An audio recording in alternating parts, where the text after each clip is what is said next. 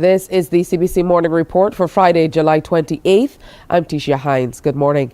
In our top story, the Barbados Association of Medical Practitioners is now part of the Caribbean Alliance to help fight climate change and non-communicable diseases. The announcement about the formation of the new association was made yesterday at the headquarters of BAMP.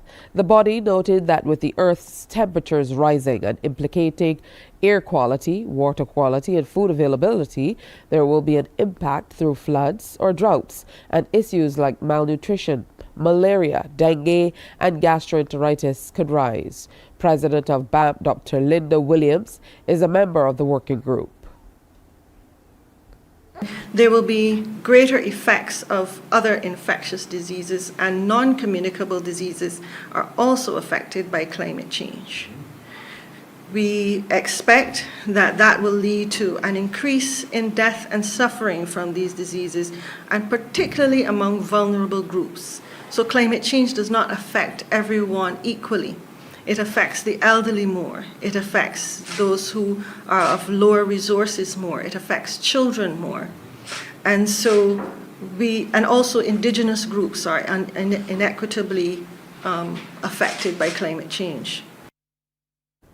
There are specific groupings which the Alliance believes will be more impacted by the effects of climate change. We are concerned about the health of outdoor workers, people who work in the outdoors, people with chronic health issues. Those are the people who are going to also face the effects of climate change. But also, because of these changes in our climate and our environment, we expect that food shortages will also be more common.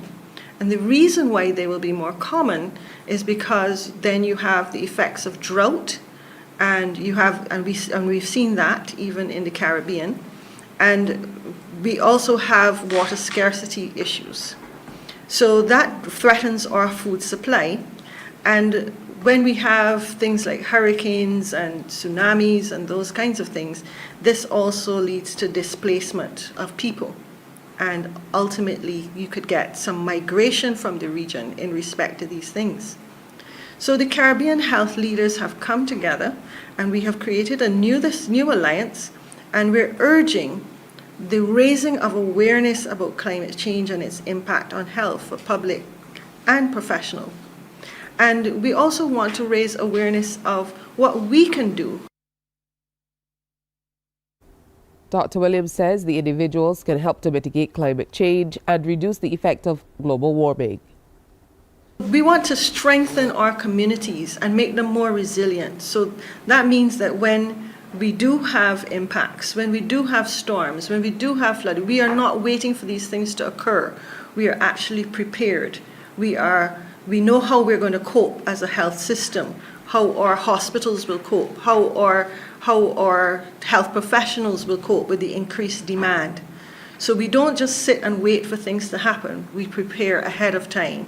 And that's one of the things that we talk about in terms of resilience and community resilience. Dr. Curtis Singh, the faculty representative for the health and wellness at the Cayfield campus of the University of the West Indies, addressed the issue of preventing heat illness at work. Every 3 out of 4 persons who are returning to work after break or after illness suffer from ill effects of heat. So, and it is mainly during the first week at work, and that is the crucial time persons have to take care. So what are the ways they can prevent ill effects of heat? So the best way is to obviously consume a lot of water. The second thing, most importantly, when you return to work, is to take it bit by bit, follow the rule of 20%. That is start, especially during the first week, the time during which there is when you are working under the influence of heat, that is the areas of maximum intensity of heat, start from the first day of the week. Let it be only 20% of the time when you are exposed to that kind of temperature. Then make it to 40%, make it to 60%, and by Friday make it to 100%. So there should be a gradual change. It should not be that when you're coming back to work that you start, full-fledgedly starting to work. So you're going to most probably suffer from the ill effects of heat. 3 people have been shot, 1 fatally. The incident took place last night around 7 o'clock at Superlative in St. George. The deceased passed away at the hospital and the other 2 are being treated for their injuries. Coming up on the CBC Morning Report, the president of Niger is toppled in a coup.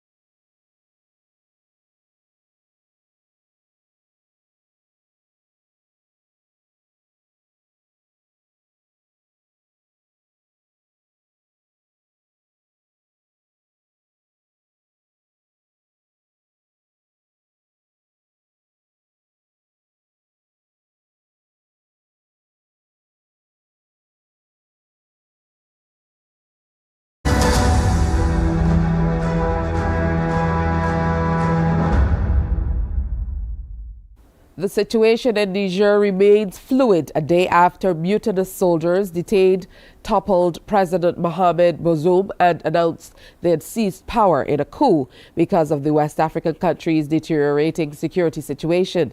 Tensions remain high between supporters of the coup and people loyal to the deposed government.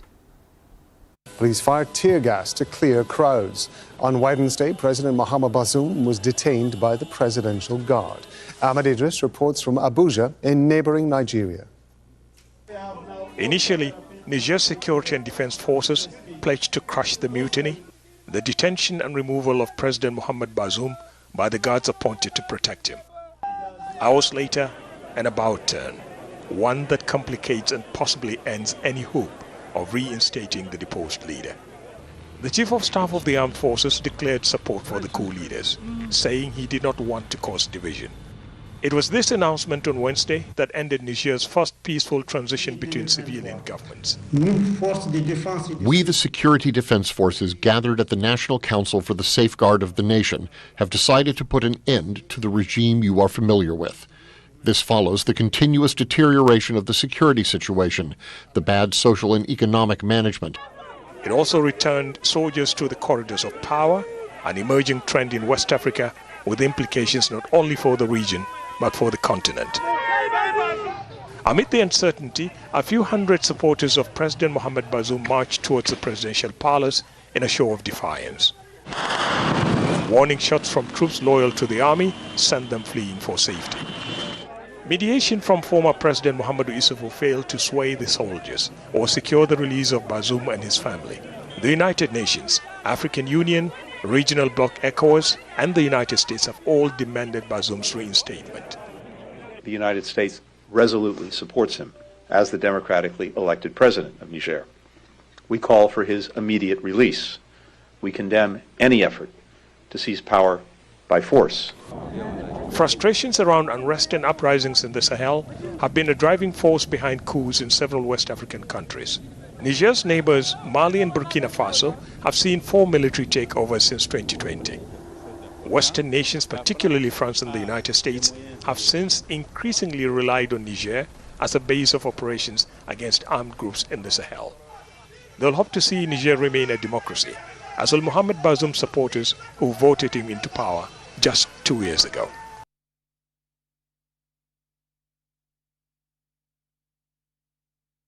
Russian President Vladimir Putin has offered free grain to 6 African countries, telling African leaders at a conference in St. Petersburg that Moscow is making every effort to avert a global food crisis, days after withdrawing from the Ukraine grain export deal. Vladimir Putin's welcomed African leaders to an economic forum in St. Petersburg.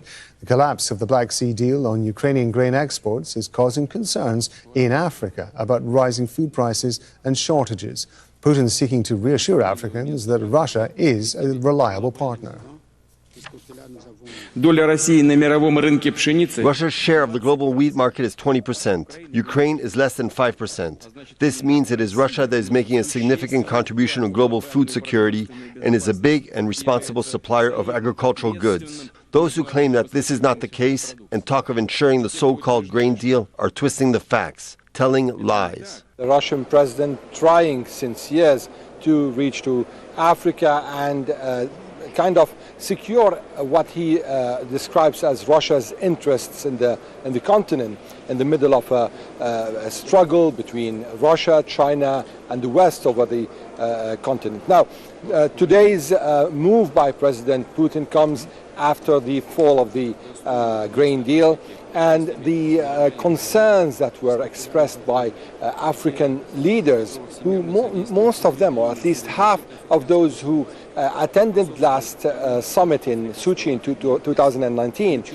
didn't come to this summit in St. Petersburg. So the Russians are keen to soothe the African concerns and at the same time to propose some new initiatives, whether on the energy front, whether on the educational front, security front. So it's more of a challenge for the Russian government and the Russian leadership, especially in the time of the war on Ukraine. It's time now to preview what's coming up on today's presentation of Morning Barbados. Well, we're going to be talking about Calypso. That's right, a deep dive with retired professor of biochemistry at the Faculty of Medical Sciences at UWI St. Augustine will be in to talk more about the history of Calypso, plus the power of one with the compliments of Stuart Williams Construction, where we continue to highlight members of their staff who embody the general theme of the business, which is moving the earth to please. Bacchanal Time presents the best of Crop Over. That will also be a part of this morning's presentation. And DJ Chili is up for the Soca Journey, Mix It in 5. That's all at 6:30. But next, more news, sports, and weather. Stay with us.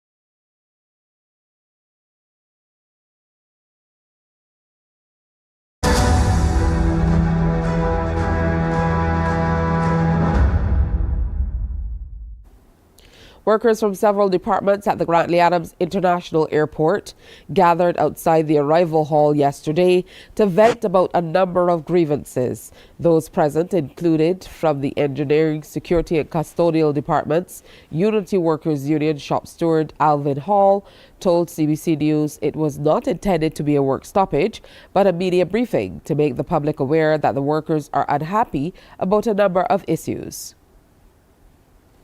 These include the promotion and disciplinary processes, the awarding of contracts, environmental challenges, and rostering. Mr. Hall added that the recently announced public-private sector partnership for the management of the airport has also caused some concern, and members of the union want their representative fully briefed about the proposed deal. Workers at the airport are uneasy. I've heard a lot of talk on brass tacks and stuff concerning the airport. A number of people have been out in the public domain speaking a lot of stuff, saying a lot of things that they're not fully informed on. And they need to understand that the workers have grave concerns with this PPP. And workers come to work every day and they work hard. As a matter of fact, the hardest working group at this airport, or groups, are custodians, general workers, security, in that order. Mr. Hall warns yesterday's protest could be escalated if the requests are not met. My General Secretary is on record as saying that we are on standby. We are on standby. And if we are not satisfied after this, there's some level of discussion happening between our representative, the company, and government, but then I think we will mobilize and make it wider. Efforts to get a comment from the management of the airport have so far been unsuccessful. The Barbados Hotel and Tourism Association has hit back at statements made by senior officials of the Barbados Workers Union during a media conference on Tuesday. BHDA Chairman Renee Coppin expressed concern about the tone and content of some of the comments made by BWU General Secretary Tony Moore and Deputy General Secretary Dwayne Paul. The union bosses have both voiced their displeasure with the treatment of some hotel workers, with Mr. Paul seemingly giving hoteliers until the start of the winter tour season to address workers' concerns. In response, the BHDA said, as a membership organization, it does not have direct oversight of individual businesses and that concerns usually only reach the association via the BWU if there is a breakdown in the industrial relations process, and remediation cannot be accomplished at the level of the business. And we're at this time unaware of the issues of worse treatment alleged by the Deputy General Secretary, Mr. Paul. We reiterate our commitment to work with members to ensure that there is adherence to the labour laws and universal best practices in relation to human resources management. With hotel occupancies this summer hovering in the 40s and 50s for a second consecutive year as we emerge from COVID, our industry cannot afford distractions. We therefore prefer to be focused on discourse rather than dissension and solutions rather than strife. The union also raised concerns that hotels which participated in the Barbados Employment and Sustainable Transformation or BEST program failed to complete employee training, which was a key pillar of the $300 million state-funded program. Ms. Coppin says the most recent report from the BEST program indicates that only 22 of the 50 businesses provided with funds for employee engagement, less than half were hotels. She says the BHDA has reached out to the agency responsible for the delivery of training to ask for an analysis to determine if it is indeed accurate that the training was not fully utilized. The BHDA head is questioning whether using the bulk of the BEST funds for employee re-engagement rather than upgrading the properties was not the desired outcome.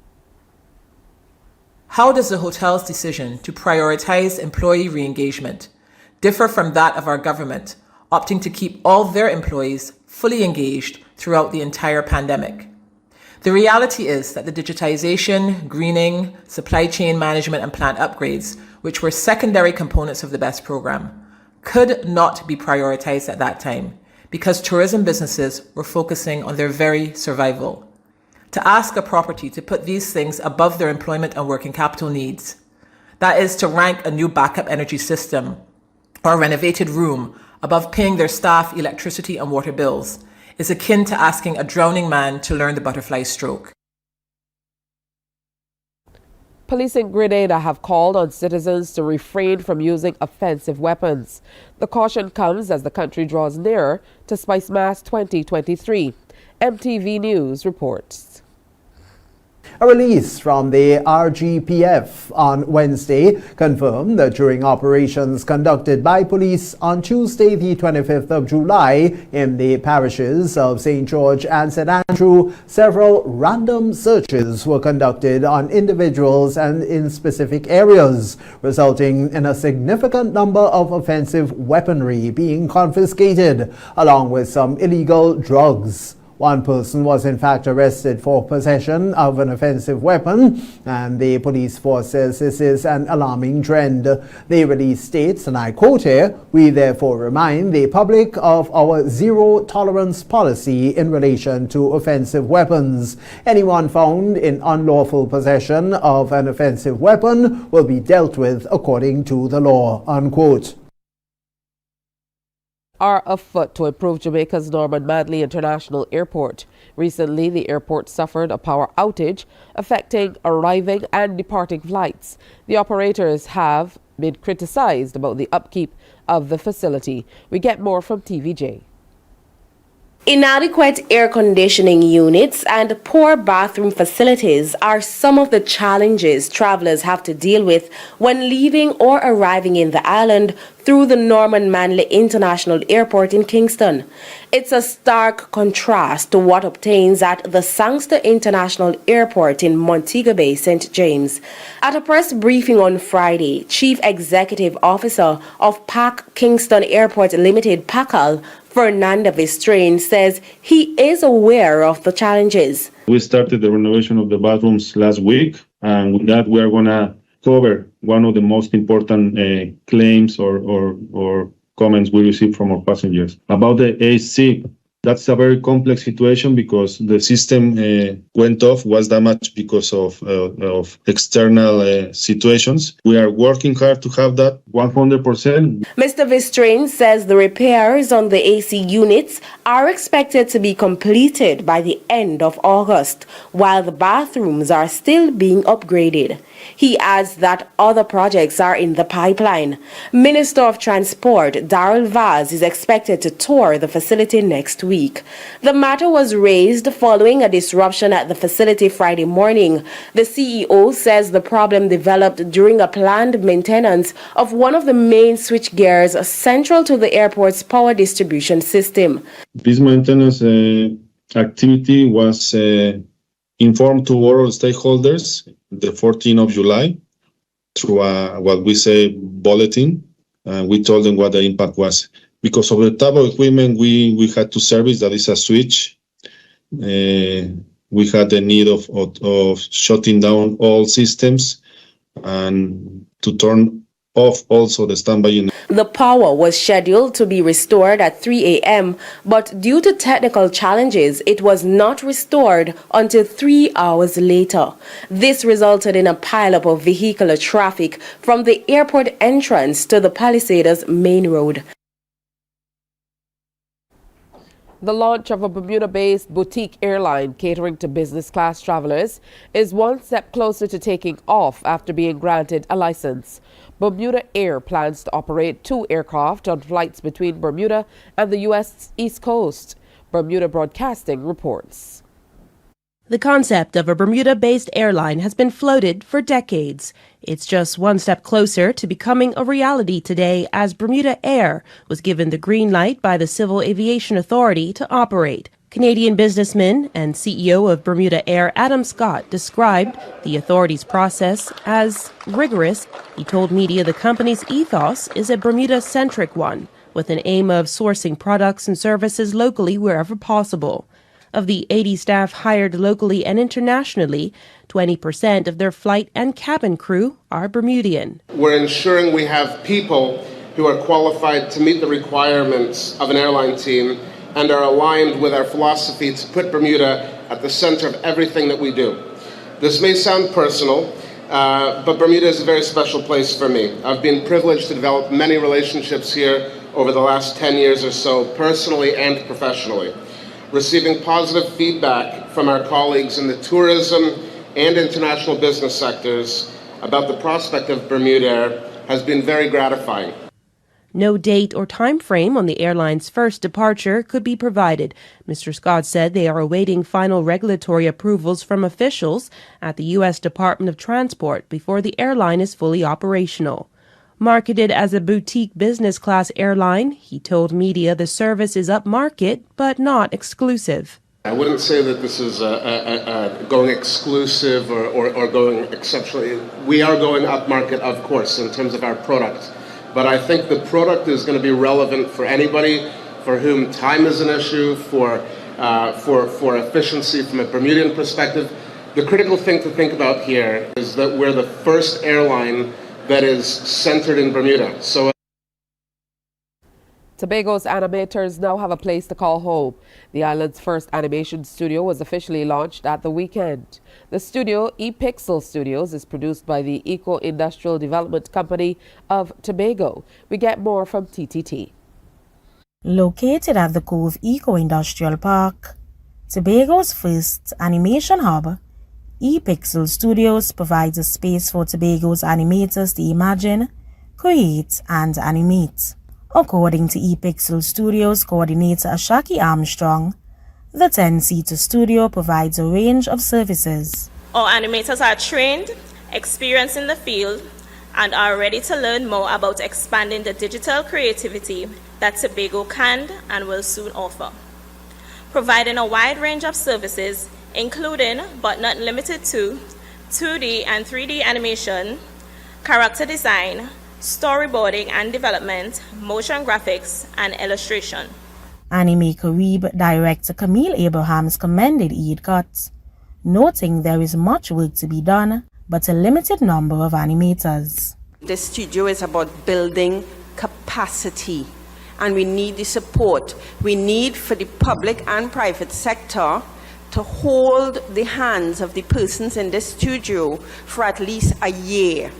Ms. Richards, I'm saying that, and I know you're saying it too, right? For at least a year before any kind of looking at profits and things like that, right? It will happen. Chief Secretary Farley Augustine, delivering the feature address at the launch, noted the opportunity for Tobago stories to be told to the world.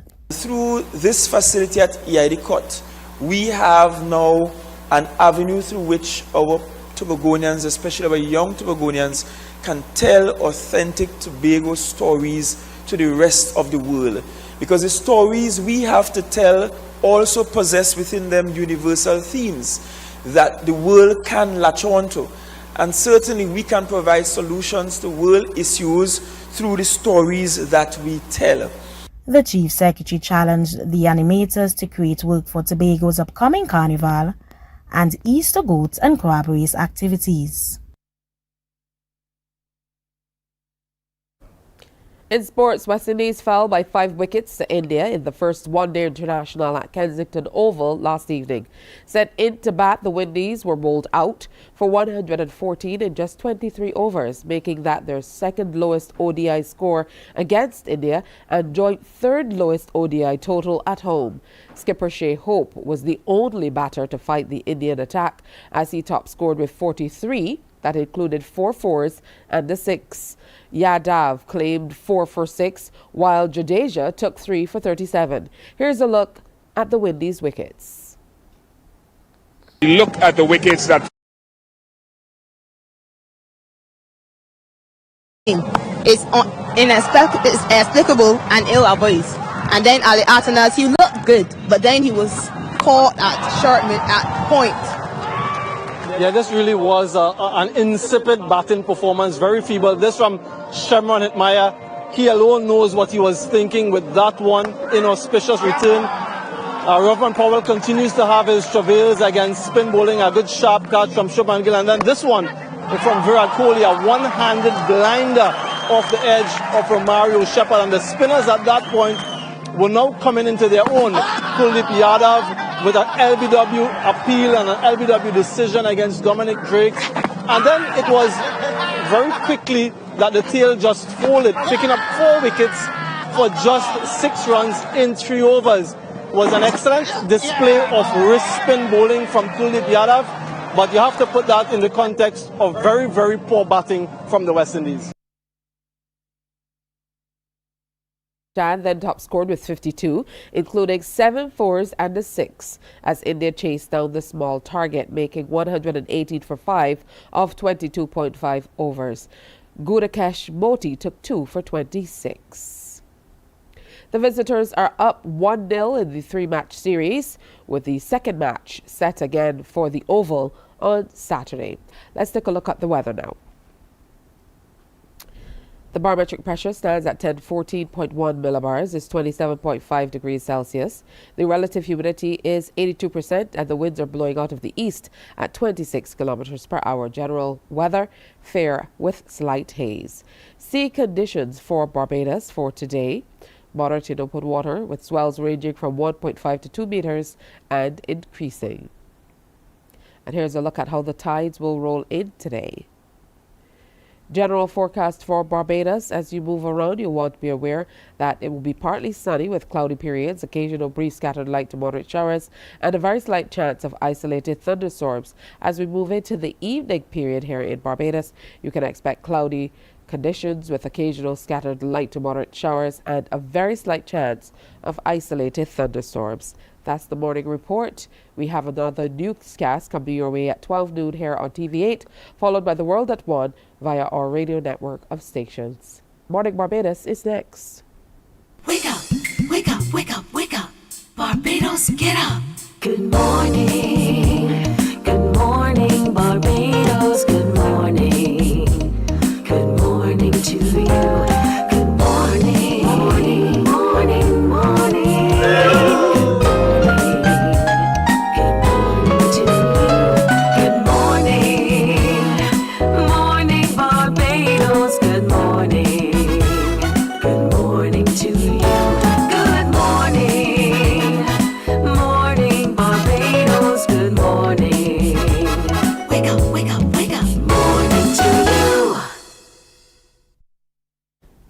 Good morning and welcome to another presentation of Morning Barbados.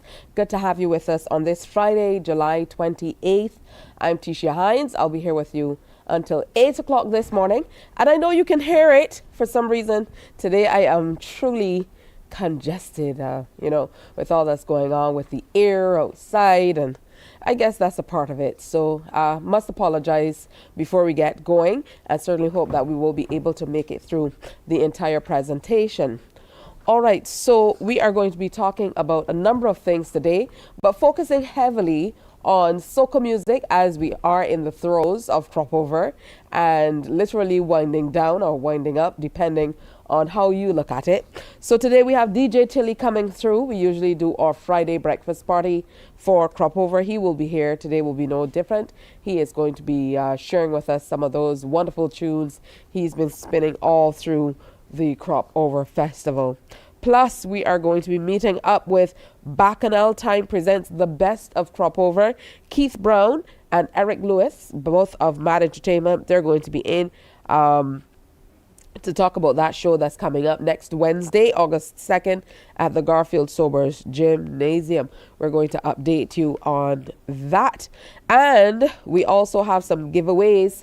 Remember, we told you today is the day we're going to announce the winners of the UV and Rise concert tickets that we had up for grabs for quite a few weeks now. Plus, we have the good folks of C.O. Williams Construction coming through to share with us today as we present the segment The Power of One. And I don't know if you remembered, but that segment is all about showcasing their employees and how they embody what the company stands for, which is, in effect, moving the earth to please. Today, Sharon Carew White, who is the marketing officer there at C.O. Williams Construction, she will be in to share with us. And I know that segment has been a favorite over the last few years of quite a few of our viewers. You've called in to say how much you have indeed enjoyed hearing about that particular company and how their staff feel generally about working for them. Now, of course, we're going to continue talking about soca and calypso and all it embodies. So let's welcome Professor Trevor Alleen, who's a retired professor of biochemistry at the Faculty of Medical Sciences, UWI St. Augustine. But this morning, he's here to talk about calypso. Good morning. Welcome. Good morning, Ms. Hines, and good morning to Barbados. Hope you all are having a good morning. Absolutely. I would like to be a little more free with the breathing, but something is definitely in the air today. Thank you so much. All right, so qualify all of this for us, because when we see a retired professor of biochemistry discussing calypso, make the connection for us. Okay. If we think of Barbados in 1981, there was no big crop over activities as we have now, with lots of Barbadians coming home from abroad and such like. There was an activity, but it wasn't big. So we had the likes of Gabby, Griner, Pompey, but they weren't really making a big impact on the population collectively. So I had been to England to study from 1977 to 80. And when I came back in 1981, I went to the semi-finals for the Calypso finals, which was held at the Hilton. And I went with my good friend Anderson Beckles and my brother Grantley. Hello, guys. Yeah. And we left there 3 o'clock in the morning without having a clue who won, who was going through, etc. And we said, well, this can't be right. We must be able to do better than this. So on the way home, I told the guys, listen, guys, next year let us do a tent. And if we can't do better than this, I'm going to eat my hat. So that was 1981. So I got started for 1982. My other good friend, Anderson Beckles, I should say the late Anderson Beckles because he's now passed, he was also from Church Village, and he had a band called Ebony.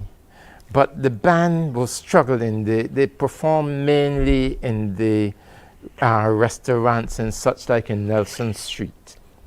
And you know Nelson Street has got its reputation. So I suggested to him if he could provide some backing, then we got the makings of getting a Calypso tent. So he agreed. I got the word out that we were going to have the tent. Quickly, PJ lined up with us. My cousin, Sheriff Addington, Addiford from Blaze Hill. And we put the word out that we wanted to get a hold of Red Plastic Bag because he had been winning the St. Philip competitions. And along the way, then, the Senator John King, young John King, he was still at school, so he asked if he could join this party. Initially, there was some resistance, but his mother gave permission. So we had a group which we call Conquerors. But then, we started to have shows, and we were just as bad as the people in town. We had no people. The first show had 11 people. The second show had 31. And the fourth one in St. Mark's had 4. So we were getting ready to fold up because it was costing me quite a lot. You had to, in those days, you had the shows at schools.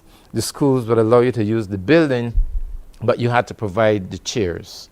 And then we had to provide a staff to fix the school back and such like. So it was expensive to move around the place. Anyhow, we decided, well, this can't work. We're either going to make it or we're going to close up shop.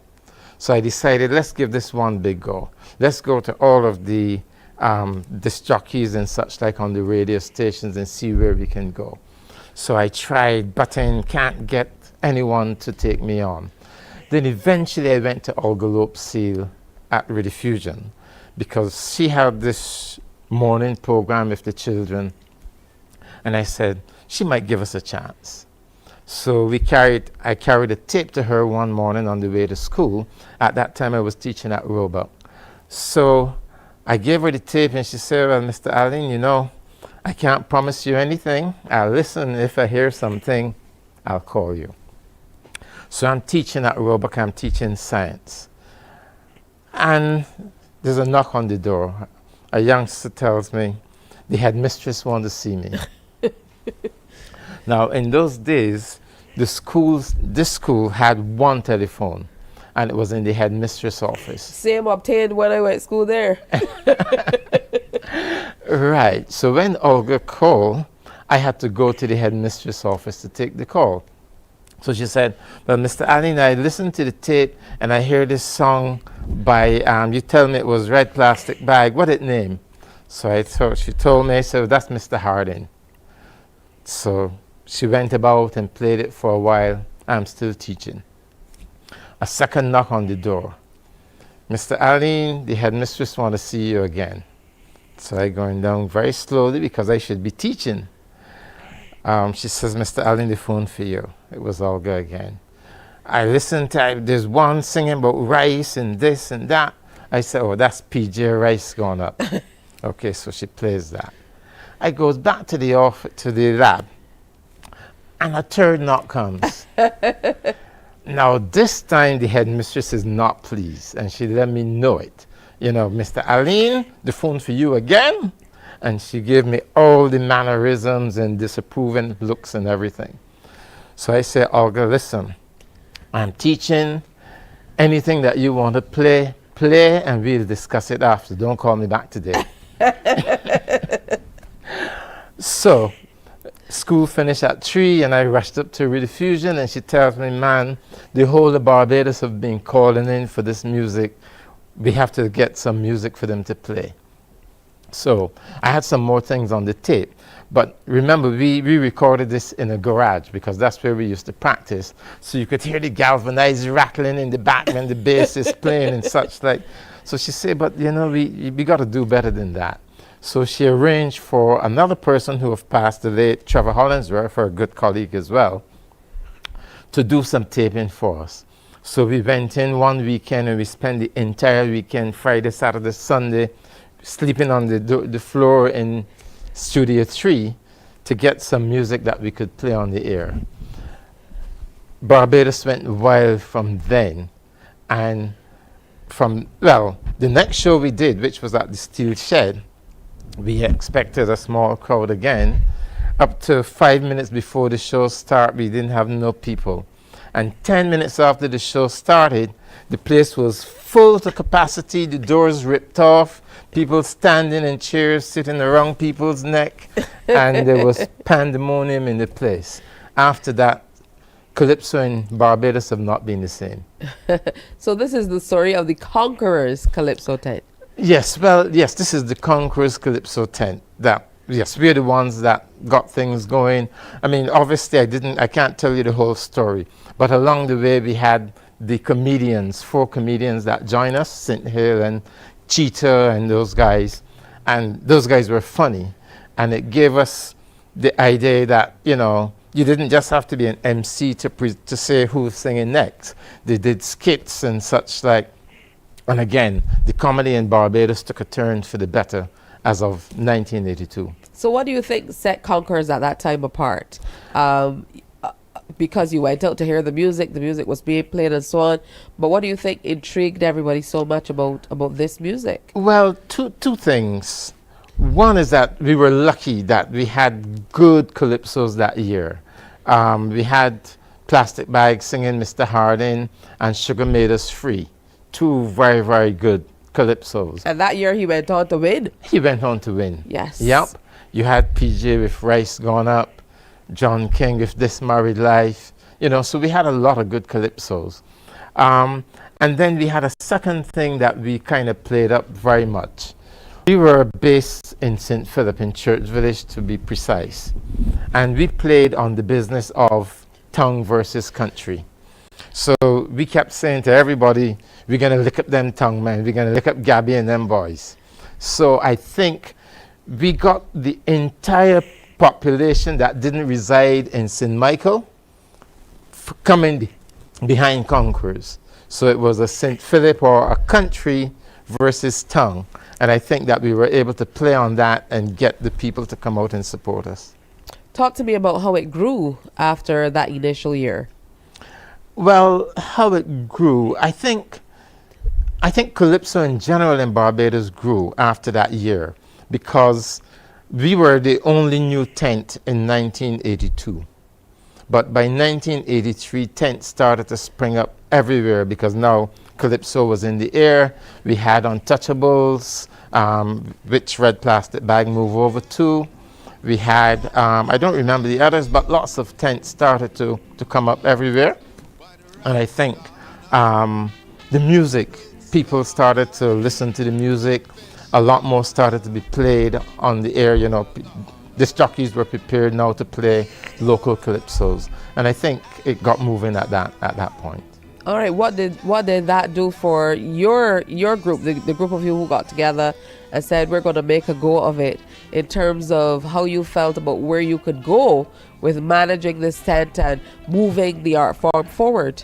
Well, you know, Miss Hines, life is sometimes not always straightforward.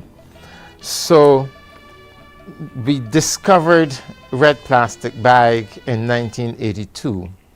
And clearly he's a fantastic calypsonian. But there was always, from time immemorial, we were from Church Village in St. Philip, and he was from the Bayfield area. And there was never a lot of love between Bayfield and Church Village in terms of competitive things. Every cricket match between Bayfield and Church Village ended in chaos. And so it was easy for the Bayfield people to say, boy, come in, let me start with your own thing. So they started the tent. But it hurt Conquerors because we lost our king. But I think Calypso gained something because there was now another good tent, Untouchables. And I think after that, other tents sprang up around the country, leading to, a blossoming of Calypso. Absolutely. So what are your thoughts on where Calypso is now, considering, where that journey started? I think that, we have a lot of talented people, talented writers, talented singers, but I think the Calypsos are too rushed. I don't think people are spending enough time refining the Calypsos, making sure, the stanzas are correctly structured and such like. I think it's too easy to record now. This morning you get up, there's a bit of something in your head, and by 3 o'clock this evening, there's something on the air already. So I would like to see the youngsters take a little bit more time with their craft, trying to make sure that they produce excellent rather than just good Calypsos. All right, we're talking Calypso with Professor Trevor Alid. We're going to take a break here. Come on back. Stay with us. Morning, morning, morning. Good morning. Good morning to you.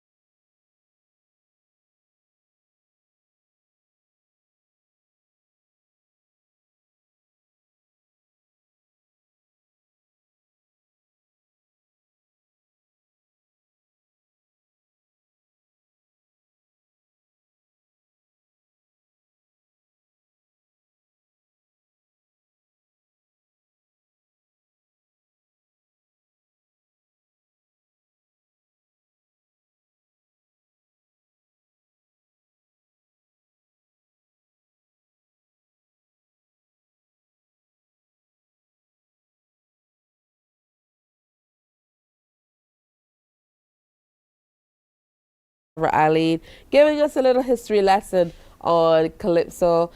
He is one of those people who got Conquerors started back in the day, and there's some photographs. We're going to try to share them with you today. If we can't share them with you today, we're going to share them on another occasion. So once you got Conquerors started in 82, the next year Untouchables came out, another group from St. Philip. In 82, Bag also won the crown that year. So as you mentioned. Right, in 82, yes, he won in 82. Yes, with Sugar Made Us Free and Mr. Hardy. That's right. And then the following year, you were without a king. So talk to me about where the tent went after that. Right, the following year, John King had emerged as our front runner.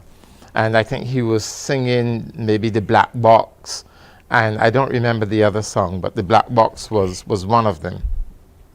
And we had promised we were going to give this St. Philip bunch, this other St. Philip bunch, a lesson.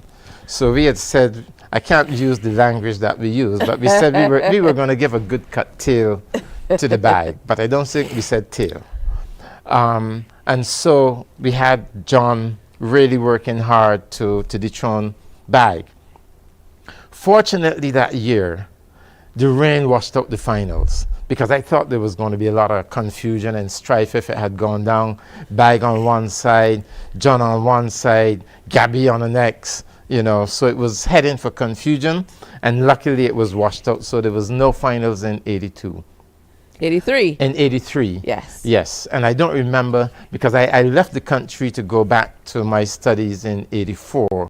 So I can't remember whether it was 84 that John won or if it was a subsequent year. Wow, quite a story. What happened after you left? Did the others carry on? Yes, the others carried on, yes. Anderson Padmore, my good friend, he was the main person taking it on with PJ, because PJ was really critical to the survival of the tent, even in the first year, because we had a disappointment where we couldn't get anyone to arrange our music, and most of the music that we played in the first year was arranged by PJ and the band members.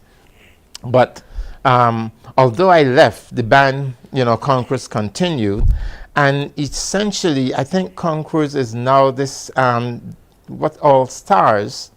I think they changed the name from Concourse to All Stars, but I think it's the same grouping. So Concourse in reality probably is still in existence. What was the process like back then?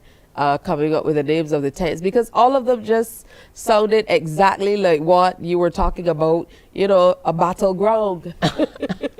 Untouchables, conquerors. Yeah. It was almost, set up to be, a big fight. Yeah, I think we had patterned ourselves on the Trinidadians. In Trinidad, the Calypsonians tended to do that. And for me, I had gone to Carnival in Trinidad, and I liked the interplay between the tents. And, although Bag went to Untouchables, he was a St. Philip man. So more than anything else, it remained a tongue versus country. And I think that helped it for a while.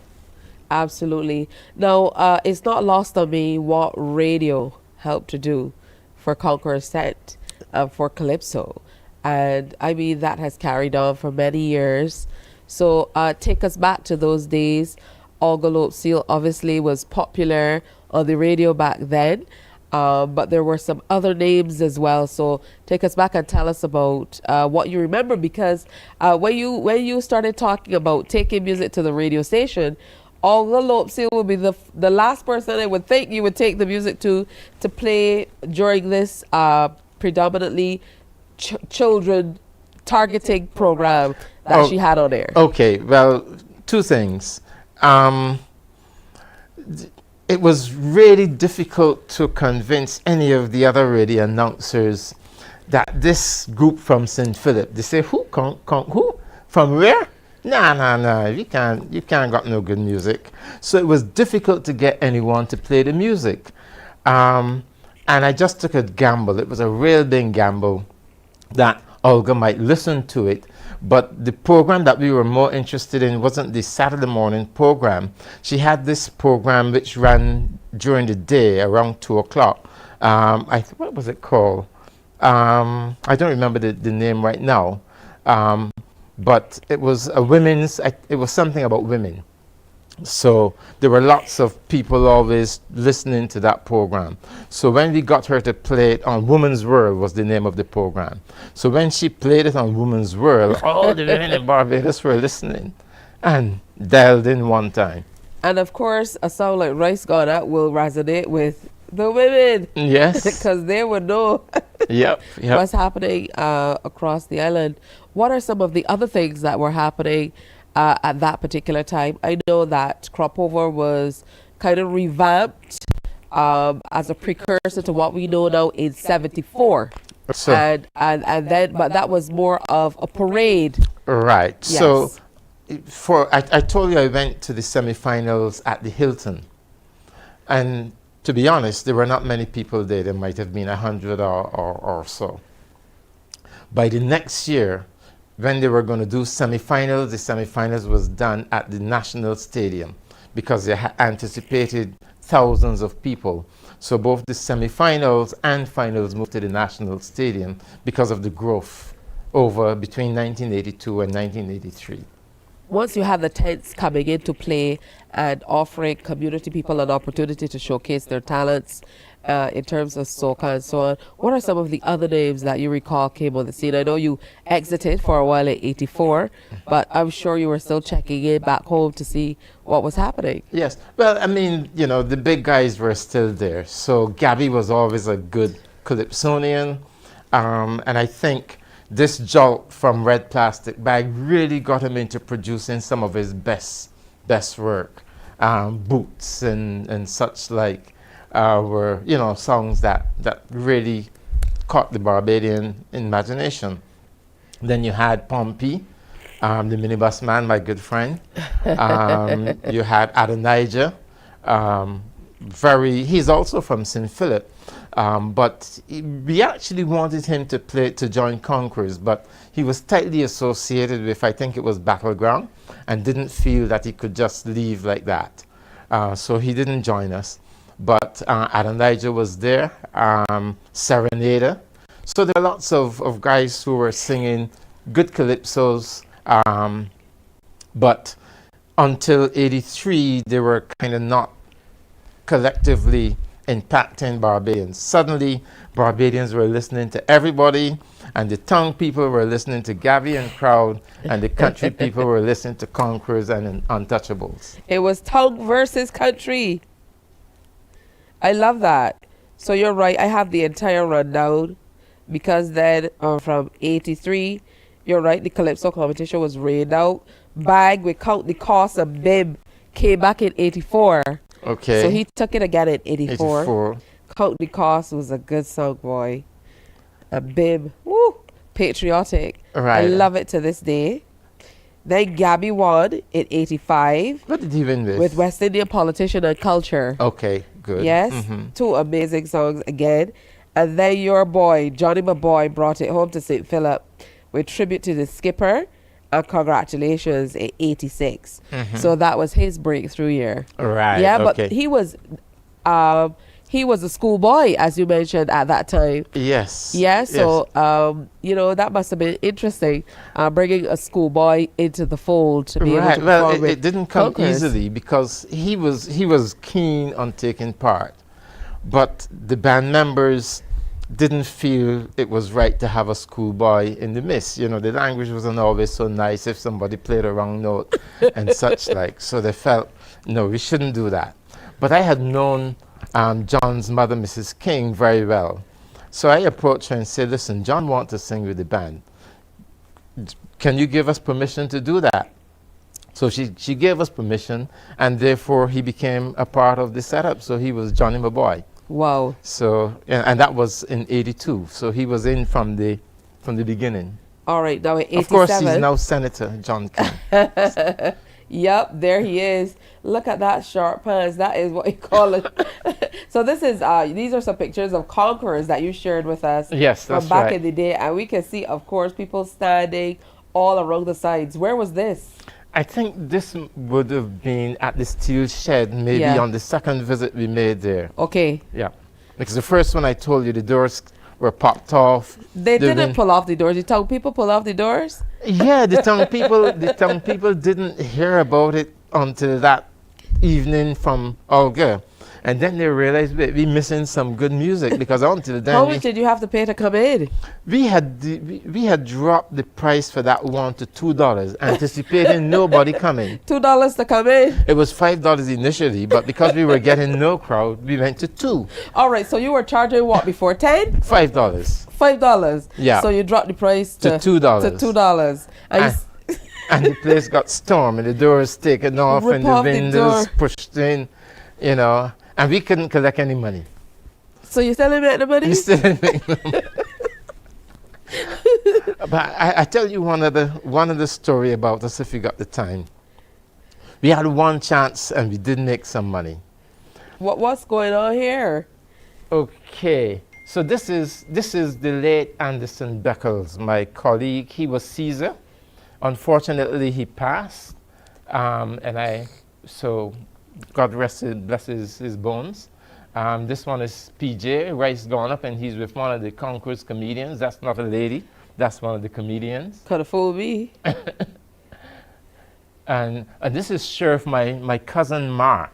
Now, he had the place in pandemonium with his bot bot song. I don't know if you remember. You got your bot bot here, bot bot there. And there's another picture where you'll see everybody going wild. Because back then, it was very edgy to say bot bot. Yes.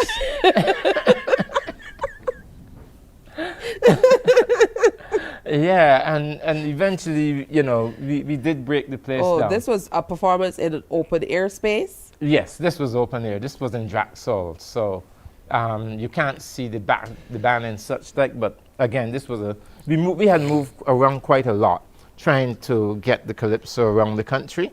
So we went to many venues, some not so well attended and others well attended. But I wanted to tell you this one story. After we made such an impact on the people, a gentleman from in St. Michael decided he wanted to hear a clash between us and Battleground. And he was going to put up big money to do it. Who was in Battleground at that time? I think it was Gabby. I know Gabby was Battleground for sure. Yeah, Gabby. So it was town versus country again? It was town versus country. And this was in the DLP auditorium. So this person, you know, he's a businessman, and he saw the advantage of putting these two groups against one another and getting large numbers of people to come out, and he will pay us a good size of money. I hope he was charging more than $2. Yeah, he was he charged quite a lot. Like 10? Could be 10, could be 15. Might be more like 15. Because he had paid us, I don't remember the amount, but it could be $5,000, which was a big amount for the time. $5,000? Yeah, so this was big money at the time, but the problem was Bag had already left us, but the man didn't know. When he started to talk to us, Bag was our lead. You didn't tell him that Bag left? No, because he had already got the show so far advanced that when Bag didn't tell us he was leaving, you know, he left. He wanted to preserve his voice for the finals, so he wasn't singing no more till then. So the man then didn't know, the crowd didn't know, the show was promoted as Gabby versus Bag. So nobody besides us knew that Bag wasn't going to perform. So when we did our finisher part, we left that place in one big hurry and got out. Later I was told that the man said he was interested in having a word with me. Oh dear. But of course, I didn't trust him, so I didn't go to meet him to have no word. And this, of course, is Bag performing Can't Find Me Brother. Okay. Back in the day, now we got as far as 86. 87 was Bubba. They Want to Know I Love Your Own. Bubba took the title back then. Then in 88, Rita. She won. And we know that was a ding-dong battle with Rita, with Woman Respect Yourself and Can't Party. Ironically, I saw Rita last night in Sheraton. So good morning to you, Rita. But we know that was a ding-dong battle too. Literally, as a lot of people seem to think that year could have been Johnny My Boy. Right. Now, if I'm correct, because the guys used to keep me informed, I think Johnny also wrote Rita's song. Could you check that? He might have. Yes, I think he did. I have the Calypso type manager. You said you believe Conquerors was changed to All Stars. Yes. Yes, that's right. The All Stars manager is off to the side. Yes, and we also have the House of Soca manager off to the side. Okay, welcome. So it definitely is a battle of the tents today. Okay, so I hope I restart. Yes, but she is telling me that yes, Johnny My Boy, and he must have been early 20s. Yes, he would have been early 20s then. And he wrote those songs. So very, very interesting. Lots and lots of talent. Bag was back in 89. We pluck it. We all remember that. Pluck It and The Country and Well. That was another big song for him. Into 90s with Serenada, with Jogging and Steel. Yes, jogging Listen, was this was jogging a was time big. for for calypso music. Yes, Kid Sight emerged as he made the transition from the Revolution era in 91, and he took the title with No More Lies and Mistaken Identity. And then Invader number 3 with Time and Raise Your Hand in 1992. 93 was Serenade again with Strip and The Shuffle. I remember that song, Strip. Right. Strip, strip, strip, strip. Yeah, I was particularly glad for Invader 3 because he had been knocking on the door many years, singing lots of good calypsos but never making it. Yep. And then in 94, we saw a far more mature, a very, very confident, if you will, John King emerge, moving away from the Johnny Boy with Jump and Wave and I'm Back after he took a break. From the calypso music. So some very interesting times those early years. And then we saw another young man come into the fold in pretty much the same way from a very early age as you saw with Gabby and Bag and PJ and those guys when Edwin Year then emerged in 1995. So this is the new groups. Yeah? Yeah. But the one trend that I see, who's this in this big red hat? Right. So that is the red plastic bag. He's literally wearing plastic. Yes. And I think that again, you could see the frames of the steel shed. So this could either be the first, most probably the second visit we made to the steel shed. Could have been for the judging of the, to select for semi-finals. Wow. And then Bag was back in 96 with that year he won with Issues of the Day and Give It To Me. And Gabby won in 97 with Masade Dan and No Sympathy. Bag was back in 98 with Material and What Kind of World. Gabby, Mock Sport and This World. And those guys were just fighting right now. It's remain a tongue and 2000 country was fight. Gabby Conversation with Mr. Barrow and Walk Up. And Adrian Clark, St. Philip again. He took it then in 2001 with This Melody and Judgment. Bag took 2002, 2003. In 2002, it was Uncle Sam and Seeing Red. And in 2003, as he caught up with the years, or the years caught up with him, it was Hair and Competition. Kid Sight did the thruple. I better leave that word out. Triple. 2004, 2005, 2006, he took it.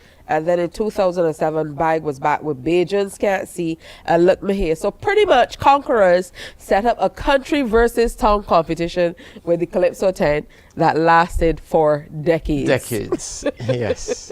It's now 41 years since Conquerors, got started. And I think Calypso has blossomed pretty much a lot during that time. Absolutely. So this is a Calypso story, town versus country. Who knows? We may be able to set that up as an ode to Conquerors, Calypso 10, and Untouchables and Battleground and all the early years that have set us up for what we have now. Professor Trevor Aline, retired professor of biochemistry, Faculty of Medical Sciences, UWI St. Augustine, but most importantly this morning, one of the guys from Church Village who got together and started Conquerors Calypso 10. Thank you for your contribution, and the stories were wonderful. Great to hear from you. Thank you, Ms. Hines, and thank you, Barbados, for listening. All right, so that's History of Calypso as told by Professor Trevor Aline. We're going to take a break. When we come back, we're sharing about the power of one. Stay with us. That was fun.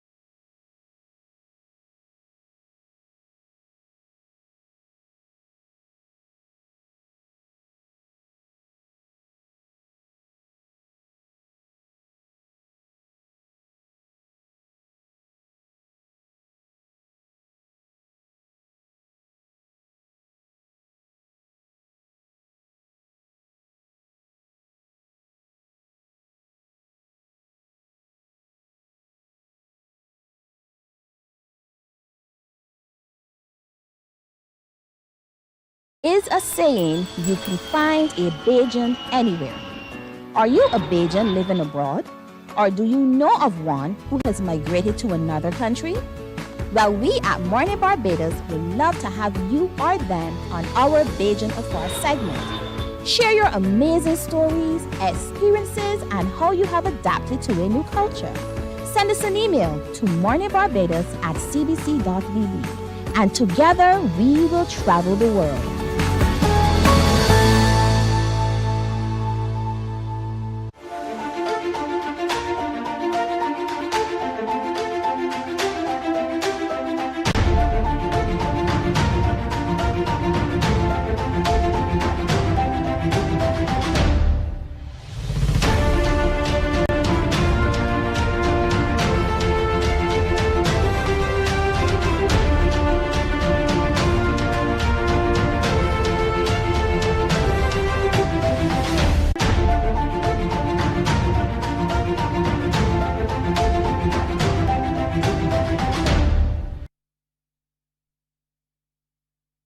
We are sharing with you in this segment, very popular segment with us, brought to you with the compliments of C.O. Williams Construction Limited. And of course, it is all about sharing what the company is about through talking with their employees who they feel embody what the general feeling of the company is and what the company was built on, which is moving the earth to please. Today we have a familiar face with us, Sharon Carew-White, who is the marketing manager at C.O. Williams Construction Limited, and she's also director of the House of Soca. I had to put both together. Yes. Because I feel like you are doing the most. I feel like you have so much going on. As marketing manager of C.O. Williams Construction, and having all of the guys coming over the last 2 weeks and girl and share with us about their lives with, the monumental things that the company works on. How do you manage to kind of juggle everything? Teamwork. Most of the persons that have been selected, obviously, is because they embody what the company believes in and the power of one. So one person working together makes it a team. And for that, it makes it easier for me, because then I'll come over and I'll select someone. So let's look at, say, Reneel. Not picking on any one person. And I say, Reneel, well, this is what we want to do. He jumps in, knows what he wants to do, and then goes from there. So it's nice teamwork. Absolutely. I would imagine that we of course have to share a little bit about your story in keeping with how the program has gone. So talk to us about how you got into working in construction. I had finished my studies, and that kind of dates me, some years ago. And my father used to work at C.O. Williams, and it was more like you come in that was a Christmas time. So you come in from England and you were looking for something to do. And I'm like, all right, well, once I'm finished here, I'll go back to England. But I got involved, and it wasn't actually hands-on. It was more mathematics. So I got into the payroll department, and working with the team there, I remember the gentleman is now retired, Mr. Alan Rowett, said to me, you can handle this job? And I was like, well, finished studies now, so I think I can handle his job. And it was a much of a learning curve. And for me, that's what excited me about the construction, knowing all about equipment. I remember when we were expanding the company back, that's like some 30 years ago now. And I saw the tractor driven by this guy named Ian Gittins, and it was on the edge. And then I was like, this is a skill that this will have me petrified. Let me stay on the inside, calculate the dollars that he's working for, and that's how I got into the construction industry. Wow. Well, now what you said showed us that you've been able to kind of grow along with the company. Yes. Talk to me about how things have changed through the years. Well, through the years, I can always say the company has always pushed you. And I remember once they said to me, well, Sharon, we want you to run the accounts department. I said, but I only love payroll. I don't love accounts. So this is what you want to do. And I was like, marketing. So off we go to study. And once you completed your studies, there's always an opening or area that if it's not there, they will tailor it to suit you. And that is how I became the marketing manager. That is truly excellent. In terms of all of these people that you have in this wonderful space, one of the things that they said is exactly what you said, you know, that level of support. How has that helped the company to truly become what it is today? Well, I think that that is the journey and the footpath. No cliches here or so, but yes, it is really construction. You know, we always say the road to construction or the road to success is always under construction. So I think that that is what they emulate. And for persons that now come in and they see the years that persons have put in and the path in which they're taking, it's a nice marriage, a nice hand in hand. And to know that you've got the support of your senior managers, I think that that speaks volumes. How hands-on do you get since that day when you saw the vehicle perched on the side and decided you were staying indoors? You know, how hands-on do you get? And I know sometimes in our conversations of meet you're somewhere and someplace going through some patch of grass or something. I get very hands-on because now I am the group marketing manager. So that involves the farms, it involves the quarries. So sometimes somebody will call me and I'm at the edge of the quarry taking a picture and I'm like, yeah, I'll call you back in a moment because I want this moment. I want to capture that moment where maybe they're loading a truck and, you know, you get the aesthetic finish with the dust in the air. And you want to capture that moment so that you can share it on Instagram and Facebook. Because I always believe now, if it didn't happen and you didn't see it, if it happened and you didn't capture it, nobody knows. So what I try to do is to be everywhere. Sometimes you're in the farms and you seeing the cows there and you're thinking to yourself, that red pole, I put on the wrong clothes this morning to come down by the farms. Because sometimes you got to think of all those things. You know, the cows may not like my pretty yellow color I have on today. So is today a day I'm going to go by the farms or will I go by the horticulture side and do more or less the flowers? So all those things I have to think into. So yeah, you're really hands-on everywhere. Oh, that's excellent. Talk to me about generally some of the major projects the company has done through the years that have really made you proud as a company and as Barbadians generally. Well, I think Barbados remember the old Horse Hill. I remember Horse Hill before we had the construction, the easy flow and the road to Horse Hill. If you date back, I remember, Tisha, I'm not sure if you're that young. I don't remember the old Horse Hill, just so you know. Just so you know. So to me, that was a major project. And then things like the airport project. And when you look at the different construction sites, I mean, even for me on a nightly or daily basis, I'll drive around and I'll think, well, this road has improved so much since we worked upon it. I enjoy driving across Carmichael Road nowadays because Carmichael is a road that before, it was up and down and bumpy. And when you drive there, that's a smooth drive now. Yeah, a lot of the guys who were here talked about a lot of the marine projects that were done, especially in Bridgetown. Yes, a lot of the boulders projects and whatnot. For me, again, I would love to experience that, but I don't go that close to the water. We say we live in the Caribbean and we all can't swim. I mean, I can paddle a lot, but I do more or less from the sideline. So I'll be on the beach and I'll take the shots of persons diving into the water as they place the boulders. But all of those are the construction of the port St. Charles. Right now they're working in the port of the actual Bridgetown port and the changes. And it's almost like, wow, Barbados has expanded and developed in such a way that I love to have the before and after shots. Amazing. What advice would you give to a young person out there who's not necessarily sure exactly what they want to do as yet? I mean, after all, you went in a payroll and now here you are. What advice would you give to them in terms of how they should approach a career? Well, I always say try new things, especially as early as college. But one thing that I like to live by, it may not be just for any job, is always be nice to people. Because the toes that you step on are connected to some other part of the body later on in life. And I think you should be nice to people because we always wait and say, I don't know this person later on in life. I mean, if you are nice from day one and how you treat people is how they'll treat you. And I always say, when you go into any place, just pick your friends wisely. But careers are there to guide us. I mean, I remember when I was younger, first thing I said is, I want to be an air hostess. And then I realized, well, you got to learn some languages. And about for ni hao ma and buenos dias and a few other little words I know, I'm not very au fait with the languages. But I realized that's what I thought I wanted to do.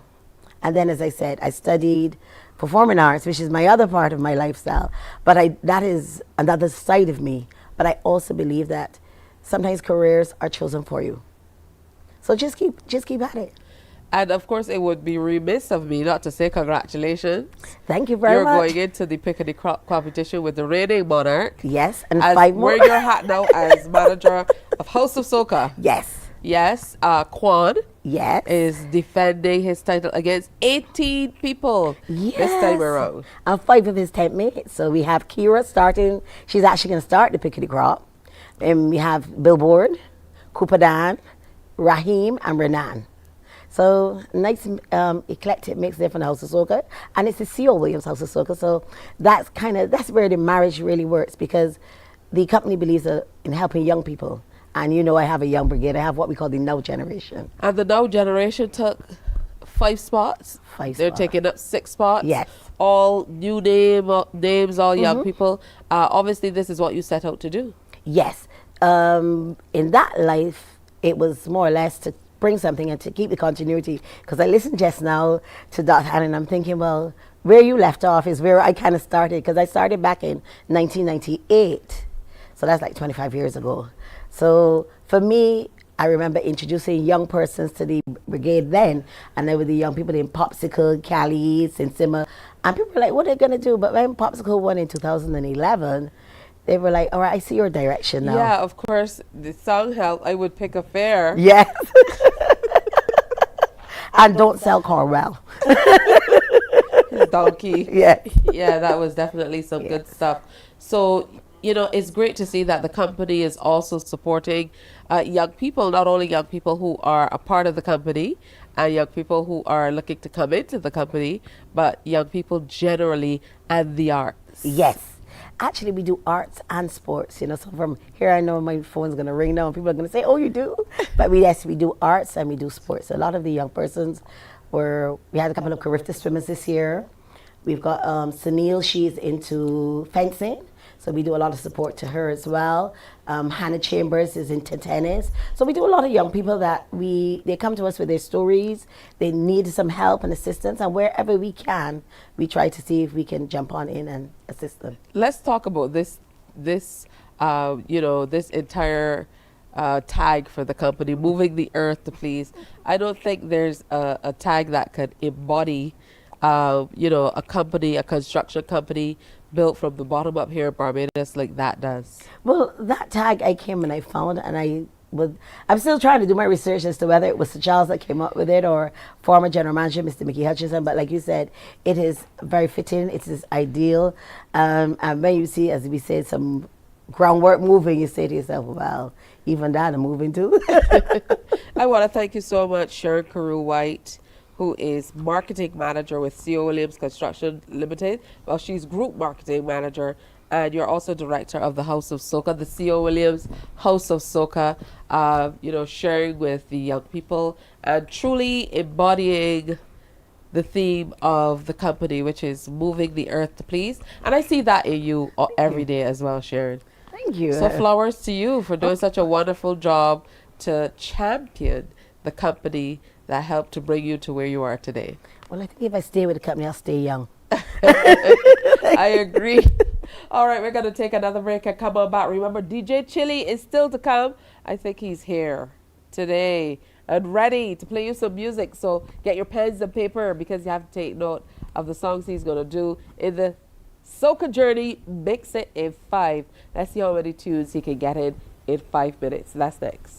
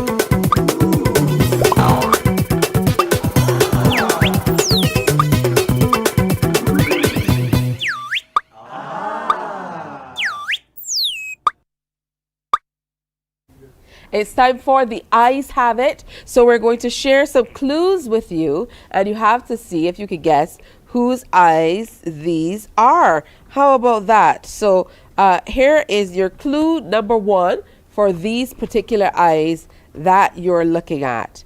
He has toured extensively and performed on stage with some of the big names in the music industry. That's not a clue. Who wrote these clues?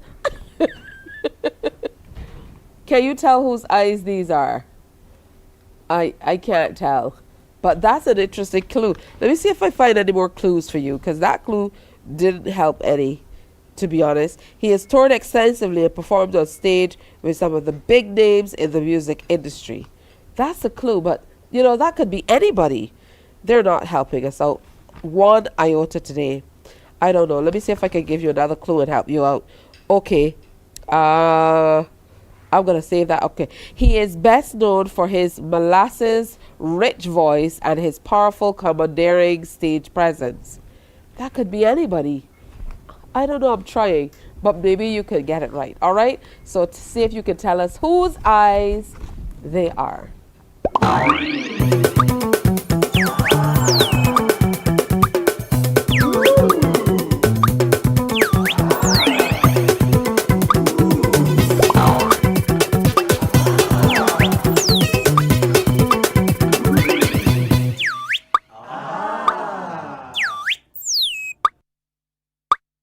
Morning, morning, morning. Good morning. Good morning to you. 25 minutes to go before 8 o'clock on Morning Barbados. We have to say good morning to a very glamorous lady who has joined me now on set. And she's very popular here in Barbados.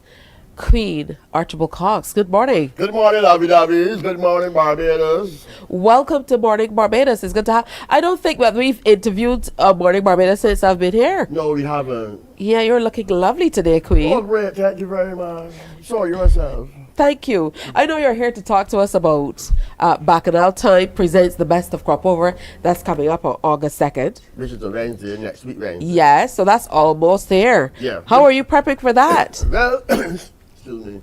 We are ready. Everything is ready. Band down, rehearse under the guidance of Mr. Pernell Farley. All of the acts, Ray Plastic by Mikey Gabby, Ross Sully, Rainer, myself, Mad with that big song that dropped in the lap early last week. Oh, this week, whenever it was. I Walk My Mother. You got the sweet singing, Grateful Core, Hyper Songs, Biggie Irie, you know, Adrian here, what is inside there. Then when you look at that, the young brigade, you got that young lady, Terry, Cactus and Pepper, can mash up the place, she can mash up the botanical gardens, she can mash up Bacchanal Time. Adrian Clark is inside there, and that's in the bed. So we got Adrian Clark on one stage, Peter Ram at Ibe, three musketeers. Then, as you know, we like comedy. You cannot have a show in Barbados that mad on and don't have comedy. True. Right, so you got Laugh It Off, Ram and Court, Two Idiots, Jennifer Walker and Double Laughs, and of course, as they say, you got Mad up inside there doing the ignorance as per normal. Wow, so it's clean as the MC. It truly is the best. It is the best. It is the best of crop over. It's the best of the best. And when we say the best, I always like to refer to it as a buffet. You come to a buffet table and you will get a little bit of everything that you so desire. You know? And we don't be just like that. We like that, yeah. Yes, so if you didn't get to go to a lot of the events this time around. If you didn't get to go to none. It's true. A lot of people they left the house. This is the perfect choice. And then, of course, there are a lot of people who are now coming to the island. And the tent shut down. Because you know, everybody done judge and everything. Yes. So people now getting in the island. They're looking for some place to go that they can thoroughly enjoy themselves and have a full experience of what crop over is.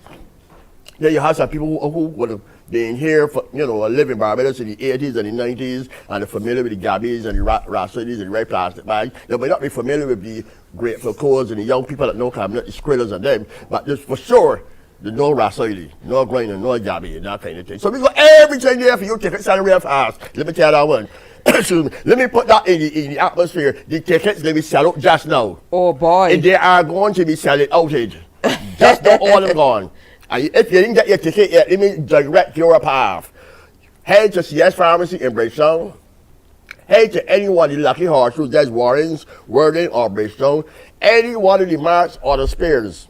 Surf Shot in Sheraton, Surf Shot in Sky Mall. And if you're looking for the VIP seating, special reserve seating, $100 from Surf Shot in Sheraton or Surf Shot in Sky Mall. But I tell you, I am putting you on your guard. The tickets go fast. Wow, you definitely want to get your tickets. You sold forgot out. Eddie's in Spikestown. Eddie's in Spikestown, yes, darling. Yes, you want to make sure. Right now, tickets are still $70. Right. Yes? Still $70, but if you go into the other set, they will probably move to $80. Oh dear. Yeah. And then, of course, for the reserve seating, it's only $100. Only $100. And that's only at Empowered or CS Pharmacy. Not Empowered. Only at CS Pharmacy or Surf Shop. CS Pharmacy? CS Pharmacy in Bridgetown or Surf Shop in Sheraton Center or Surf Shop in Sky Mall. For the VIP tickets or the reserve seating. Right. Oh, that's wonderful. So are you performing any special pieces? Because I know, Queen, you will have to get your outfits together. You're a lady that's as you know, always you have to be glamorous all the time. Yeah. There's only perhaps one woman in the world that rivals me when it comes to glamorosity, and that is Rihanna. Yes. But the others, the other peasants, just use that word. The other peasants don't come in my direction. So of course the Queen will be well decked out, and you have to come here. So people expect the Queen to talk piece of ignorance, so you got to talk piece of ignorance. And on that show, the only place that you will see Mal performing, I Want My Mother. So when Mal done that stage, the whole place bash out. Tell me about this new song and how it dropped into your lap last week. It dropped, well, as you know, you see the videos, you see everything with Fat Man, who is not a megastar, walking about with bodyguards and all kind of thing. He and Brad Pitt and Denzel Washington and then we'll be rolling together. They don't even invite the Queen anymore. Right, so you saw the things that happened, and we mad. Before it was blowing up, Mad would have got to do something. People expect a song from Mad, and we was like, well. But then the following morning, people, what part Mad song is? So then Mad said, listen, talk, get working. So we wrote the song, recorded the song the same night, put it out there, when 3 o'clock in the morning, 4 o'clock in the morning, we was working on that song. Give it to Mr. Darren Grant, God bless him. He's one of the fellas you could call and tell him, I want something done fast. And by 7 o'clock, 8 o'clock in the morning, song is done. Lovely. Ready to go. And people already got it christened as a romance song. I don't know if you heard that one yet, but people already say that's a romance. Queen, I really love that you're so bold with the hair color and everything. I mean, green and fluorescent. I guess in the spirit of this is crop over. A crop over is normally a very colorful, vibrant event. That's how Barbados is. Like this lovely dress. Yes, darling. Yes, I was telling them I wanted them to see the whole outfit, shoes and all. Yeah. Very, very gorgeous. Yeah, darling. So people, do not delay and sit down home saying you're going for your tickets Wednesday morning or Tuesday, because we got back holidays next week anyhow too. Yes. So some places might be closed early or whatever. So go this weekend. You got today, you got tomorrow. Go this weekend and get your tickets. Queen ain't putting you wrong. It's true. Or you're going to be crying for your mother just now. What I say. If you don't get any tickets to come to gym. The good thing about the gymnasium is you don't have to worry about parking. No, darling. You don't have to worry about parking. You will park on the hard surface.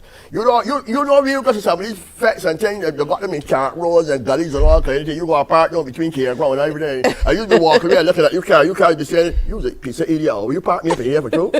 I used to be walking back and looking back at your car saying, I hope you're going to be all right, You can't buy your car with your back on, lick out and all kind of stereo set going, your rims going all kind of. We can have the beautiful Barbados Police Service there, patrolling, private security patrolling, you understand? The rain don't fall in the gym, so you don't have to worry about you been getting sore, and then you can't find you been blowing off and all that. You don't have to worry about walking through the campground gully until you should hear breaking off in mud. No, nothing, so bring out the woman called Lord, what a many carry, women know but the actions was COVID. I know what a real cheap, what a real cheap, what a real cheap. A lot of what a man ain't carry, the women know talking about COVID, no COVID behind the back burner. That piece of money, go and buy chicken, bro. You want to buy some hot dogs and chicken wings and all kind of. If you lady wear bread, so don't just put you down and just showing up eat actually if you want, mate. No, we play that one.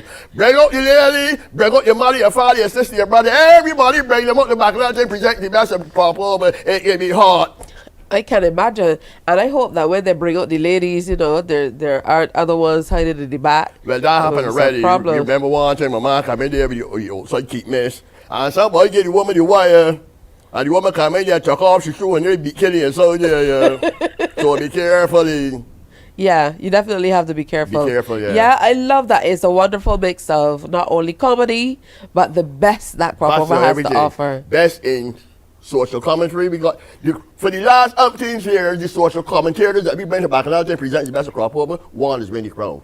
So the Calypso Crown will either come from Iweb, Adrian Clark, Terry, Eric Lewis, but we just always got whoever the win that Calypso Crown is perform at back and out there present the best of Crossover. The year that Popsicle went if she rock a room, what we supposed to say, she would tell you, she called me and said, listen, I got a big one here. Put you for that show. And we listen to so we say, Calypso Monarch. Put you for the Joe Brown. And he won. And he won with Cornwall and Pick a Fair. So this is definitely the pathway to the crown. To the crown. All right. What about Eric? How is he prepared? He couldn't come in today. He can't come today, but he doing well. He draw number 18. Last year, he draw number 1. And when he went to perform at number 1, the kids in the old when he had a old man and a dog and a woman selling beer nuts and things, right? That's all that was there. So, but no, he performed at 18. Place can be packed. People gonna be there. People gonna be there, and he promised me he can go and destroy inside there. And he's coming after Terry to be so she can left a big wave inside there, so he can just hold on for that wave. That energy, when Terry come off that stage, she can left an energy out there, and he can hold on for that energy and ride with it. And he's a big one. And I heard that PC Brooms was at one of the fests that was going on the other night, and his uniform was dirty. Yeah, he fall down. Don't make it seem as though that he was doing some kind of investigative work and his uniform get soiled. He fall down in the mud. Oh no! So he come he got one uniform because people didn't give him more because they said you don't do that. He got 1 uniform and he's sleeping in and all kind of thing. You ever see him without that uniform? Yeah? No. That's what clothes he got.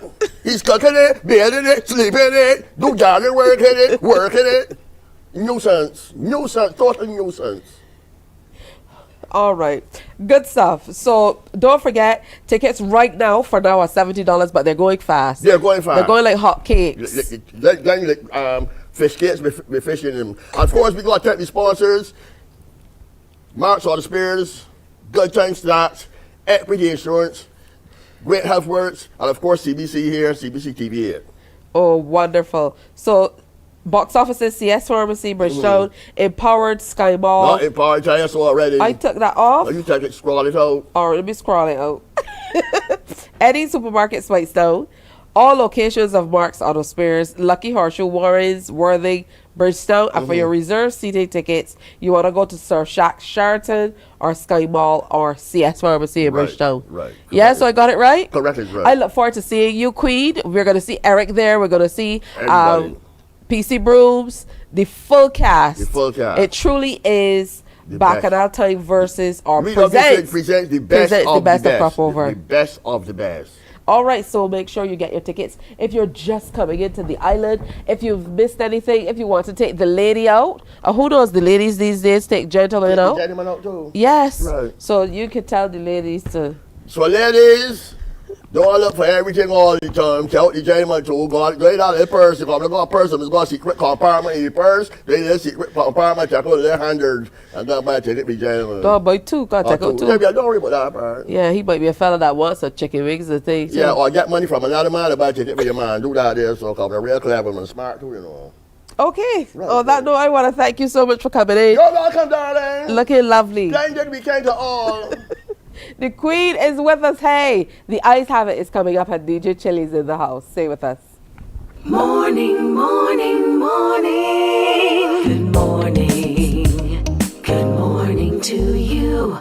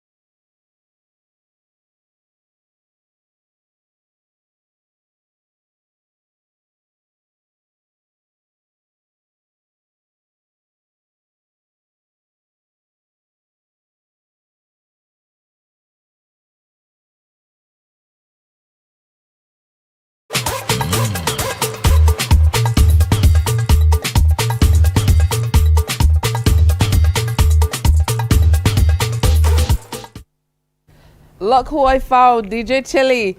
How are you doing, Tisha? I'm Good morning, good. Barbados. How are you? I'm good. I'm good. All right, good to see you. Good. This is my partner. All right, so I've not behind me one of these for years and years. I wouldn't want to know what to do anymore. At one time, I could mix mommy, you know. Yes, that is true. That is true. That is true. Yes, Yes. so I know that you are at the Bridgetown Market pop-up. Tomorrow. Yeah. Yep, I'm going to be there from between 2 to 6. Also going to be backing all of the artists, the singers, and stuff like that. All right, so the Mix It at 5 has been going great. Yes. Lots of people usually come in and they're trying to see how they can figure out all the songs you mix in 5 minutes. 5 minutes. You mix like butter chiller. Yes. Are you ready for us today? I'm ready. All right, DJ Chili, Mix It in 5. I'm going to sneak away. All right. Incoming! One soca! Give me soca! Sweet soca! Now! DJ Chili!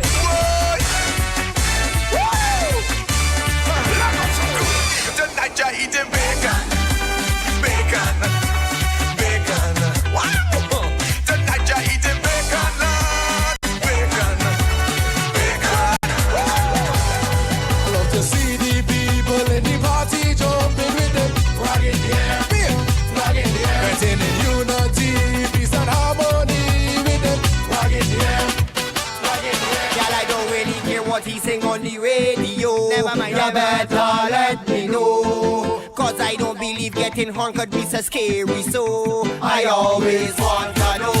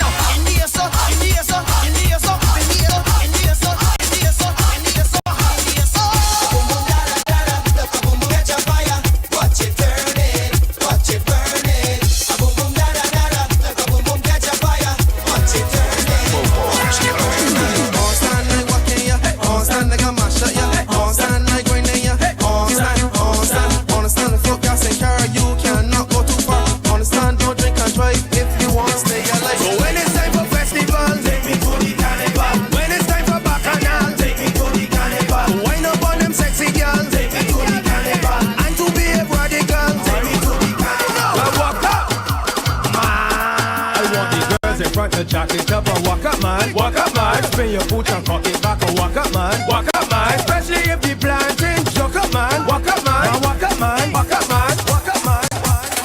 Where are my masses up there? Show me a hand every day. Oh, I want you to take out your rag, take out your flag, jump up high and wave it like a DJ Chili. We love you jumping up, we love you waving non-stop, we jumping by the drum.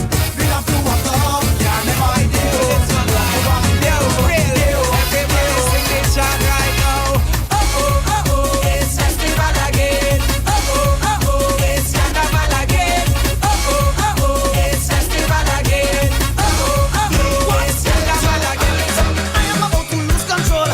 So sweet.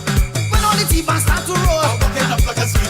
Come on, ladies, and show me how you gonna kill me now. This is not gonna make me break. Come and fuck me now. Come and fuck me now. Come and fuck me now. Bad man drop it anywhere, anyhow you want war. Come and fuck me now. Come and fuck me now. Stop. Come and fuck me now. Bad man drop it anywhere.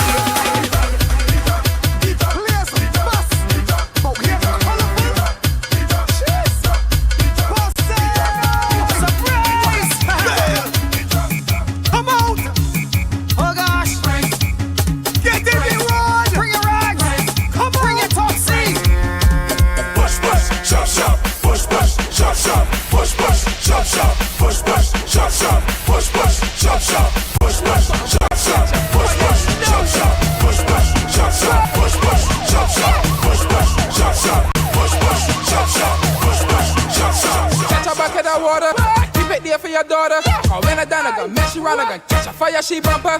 Catch a bucket of water, keep it there for your daughter, or when I done, I gon' mess you around, I gon' mess you around, home.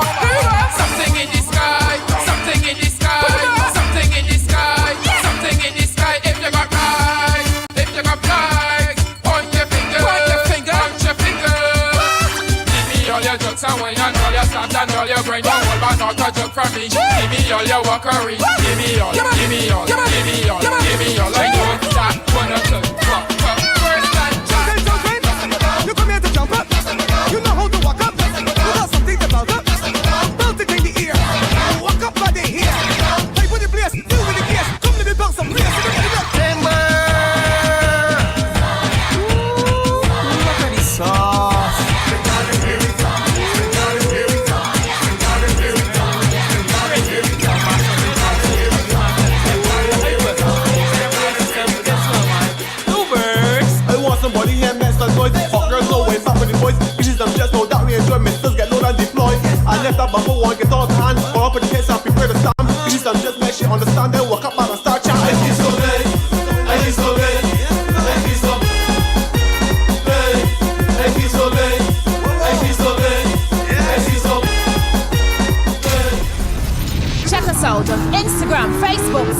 YouTube, LinkedIn, Twitter, and DigiChiliBarbados.com. That's your mix it in 5 this morning, ladies and gentlemen. Listen to the tunes, you know, and just send me your tunes. Huh? All right, so try to figure it out. Trying to figure out? You mix so many tunes in there. I counted like 17. I don't know. I think I lost track at 17. That's the hint. We gone past that. Gone past 17. Oh my goodness, I was dancing to some of the others. But make sure you send your emails to morningbarbados@cbc.bb. That's without the G. Morning Barbados without the G at cbc.bb. Congratulations to the winner from last year. Kathy Ann, congratulations to you. All right. Remember, the person who wins the Eyes Have It today, you have a chance at winning a costume for a male and female costume for Fifth Element Band. So get close to your phone lines right now. Now, I told you, I gave you the clues early on. I wasn't sure who it was. But we absolutely are going to give you a chance to win a male and female costume if you can tell us whose eyes these are. Call us up, 228-5562 and 228-5563. Remember, you have some great clues in there as well. So come on through and see if you can win. The Eyes Have It. Whoever wins today walks away with a costume. We have someone on the phone line. Good morning and welcome. Good morning, Keisha. How are you today? I am doing well. How are you? I have my tea in the morning. I wish your sinus is better. I hear you complaining about them. Thank you so much. I'm struggling today, but that's okay. I'm going to head off to Sandy Crest when I get off air. You won't believe that. Oh, thank you so much. All right, do you know who this is? Biggie Irie. It is indeed Biggie. Congratulations. It's Biggie Irie. Congratulations. All right, thank you. And you have won a male and female costume, compliments of Fifth Element. You know, they're big winners in the crop over game. It's time now for us to make the draws. I have one here for UV. Let me move forward a little. One here for UV and one for Rise. This is the one for Rise for all of what you would have sent in. And this is the one for UV here. All right, so UV and Rise. Let me move forward just a little bit as we get ready for that draw. Let me see. We asked you to send in your answers. Now the questions, UV party, where UV will be is at the Sandalwoods Estates. So where will UV be at Sandalwoods Estates? And where will Rise be? Who are the DJs for Rise? Josh J, Mikey Dread, Indian and Chris Gale, Menace, Shadi, Daddy Fabian, and Jesse T. All right, so we're going to do for Rise first. Here we go. I'm not looking. Let's see who's the winner. And the answer, of course, for the DJs. Alana Waldron. Alana Waldron, you are the winner of 2 tickets to Rise Wednesday. All right. You are the lucky winner. You are heading to Kensington Oval to see Mighty Gabby Lilrick, Busy Signal, Kess the Band, Skinny Fabulous, Marsville, Iowa George. Congratulations to you. And quickly, who will be heading off to UV? Let's go. And of course, that was the where is the party being held question. It's at the Sandalwoods Estate. Let me see who is the winner. I have a winner here. I have a winner. Let's see. Okay, the name is Leslyn Paul. Leslyn Paul, you are the winner for the wonderful... Listen, even if I don't shake it, Roel, they can't see it. It's so small. But trust me, that's the name. Leslyn Paul, you are the lucky winner, okay? So congratulations. Thanks to all of you guys for playing. Congratulations to the lucky winner for this one and for the other one as well. And also for the big Eyes Have It prize. Thank you for really entertaining us and being with us for the last week. I know that we have a big weekend coming up. We're going to do some specials coming up on Monday and Tuesday, the 2 holidays. So still tune in for Morning Barbados, all right? Have a great weekend. Be careful. I urge you, remember to wear your smiles as you go through the weekend and head on out because the Queen Elizabeth Hospital has a summer sizzle sale part 2. So be sure to go and check them tomorrow from 6 to 5 at the River Road car park. On behalf of the entire crew, have a great weekend. I will see you, God willing, on Monday. Bye-bye. Wake up, wake up, wake up, wake up. Barbados, get up. Good morning.